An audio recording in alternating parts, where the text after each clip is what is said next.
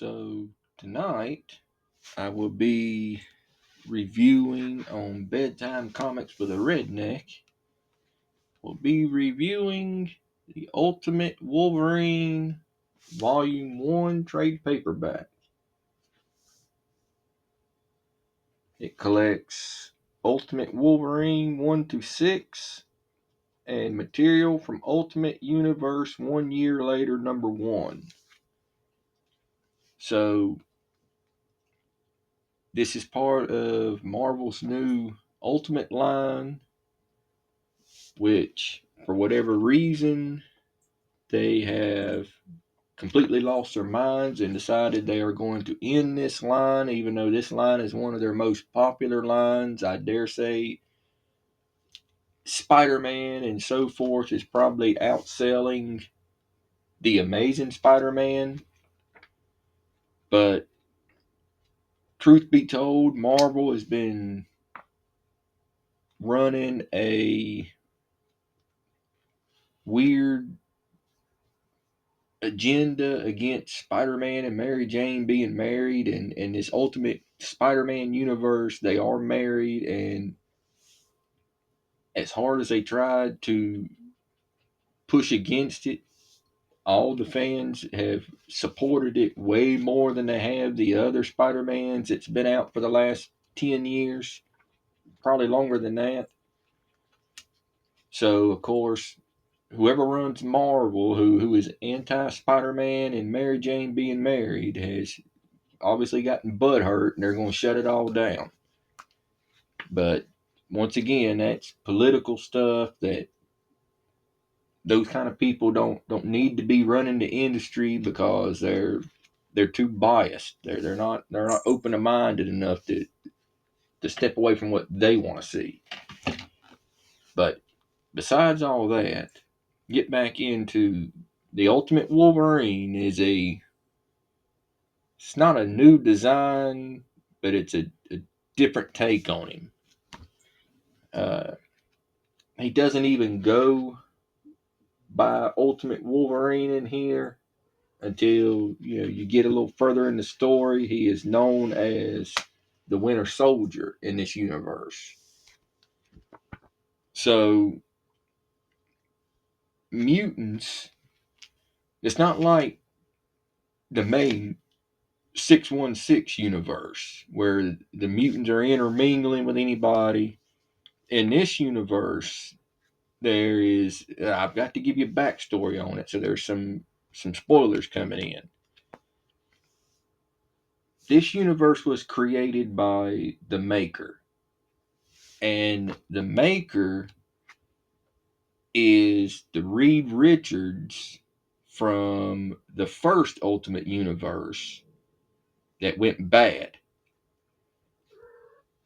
So he created this Ultimate Universe trying to bring his universe back.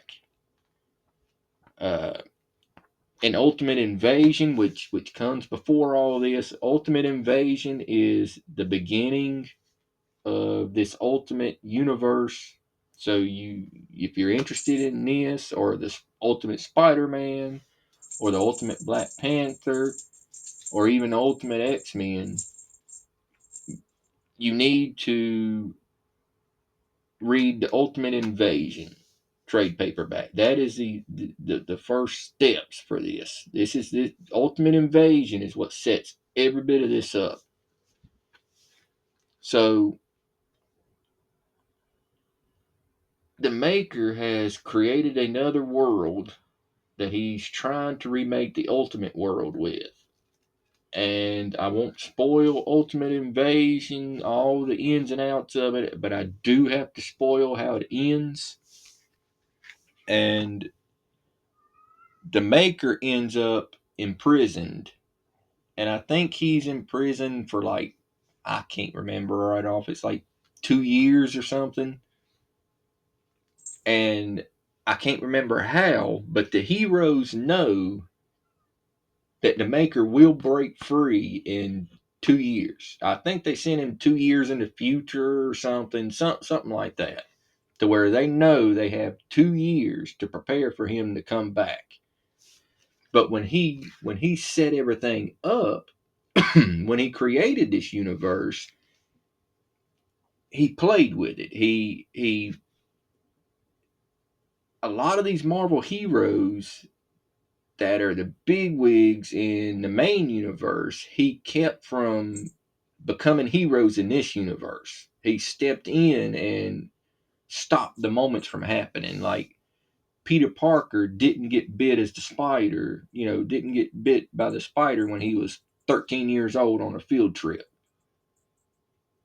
And you'll have to read Ultimate Spider-Man series to see how he becomes Spider-Man again. But Tony Stark sent out a bunch of like nanobots that will activate some of these heroes that should have been activated that never were. Some of them take their place back. Some of them don't. Some of these characters are replaced by other people. That's for you to get into and figure out. But that's the main premise of it. Is the maker tried to keep a lot of these heroes from becoming who they were, and Tony Stark was working to try to make them become who they were. Well, this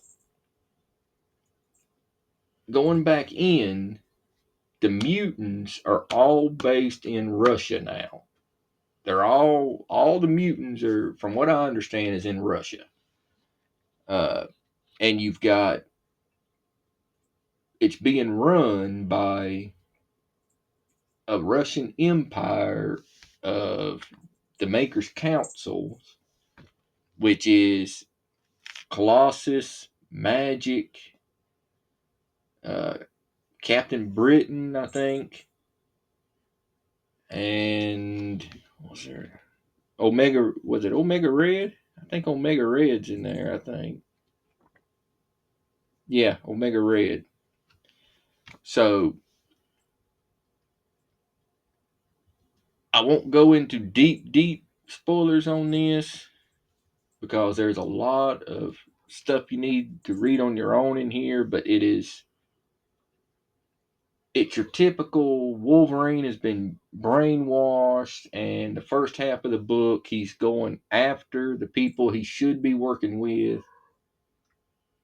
But once you get past that same story you've read and every other creator, every other creator that jumps on Wolverine writes the same story.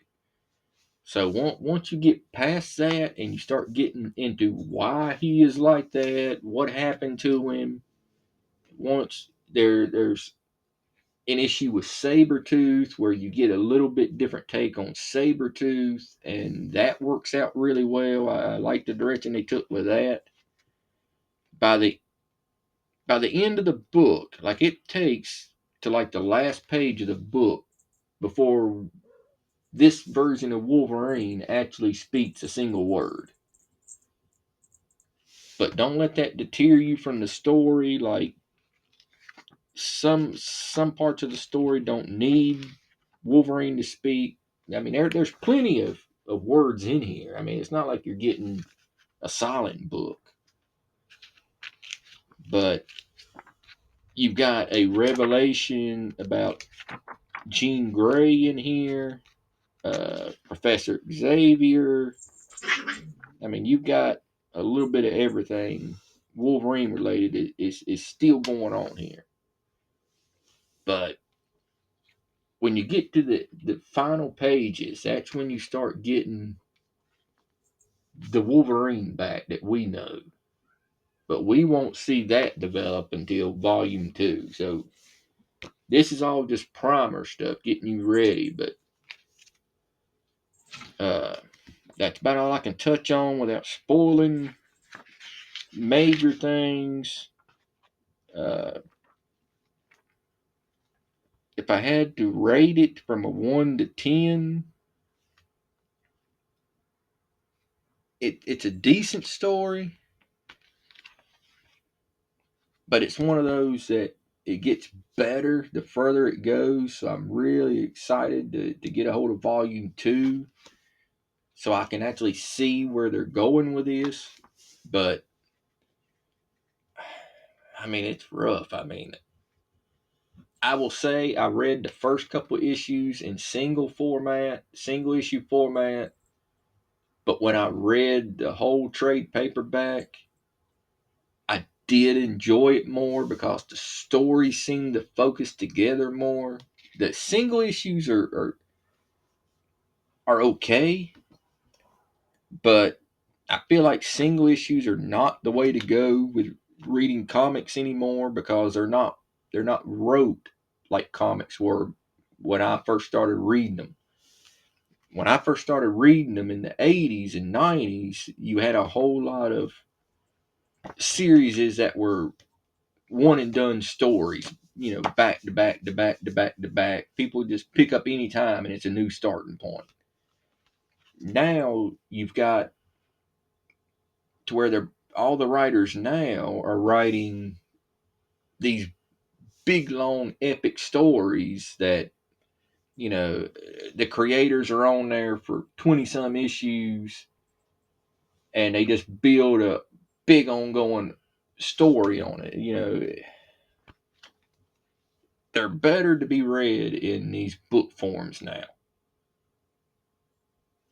So reading it as a book, you will enjoy it way more than just picking it up issue wise. So I mean, if I had rated out of 10 the actual book, this was probably maybe a 7. I mean, it wasn't a bad read. It was a good read. It left me interested enough in volume 2. Could it have been better? Absolutely. I mean, I don't understand using him as the Winter Soldier, but that's neither here nor there. But yeah, this is good enough. If you can find it somewhere for a good price, pick it up. The paper quality is what you'd expect from a trade paperback. To show you a little bit of art in here. I mean, the art's not terrible, but the art is not what I would have liked either. I feel like they went with way more cartoony looking than I personally would have wanted.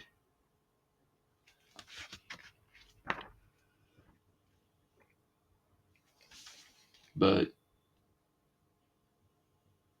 it is a slightly different take on Wolverine that ends up in the same place as almost every other Wolverine story.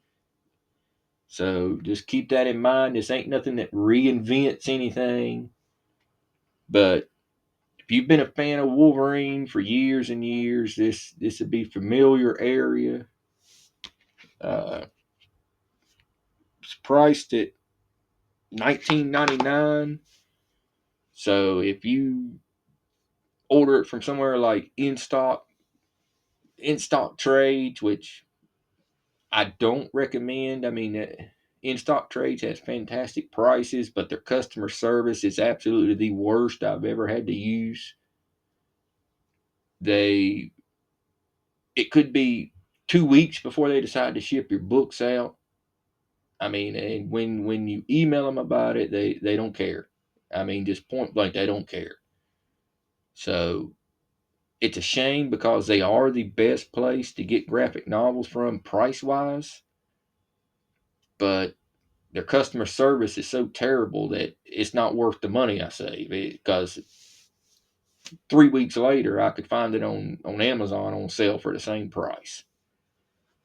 But if you can find it somewhere for, you know, 15 $10 $15, yeah, go ahead and grab it.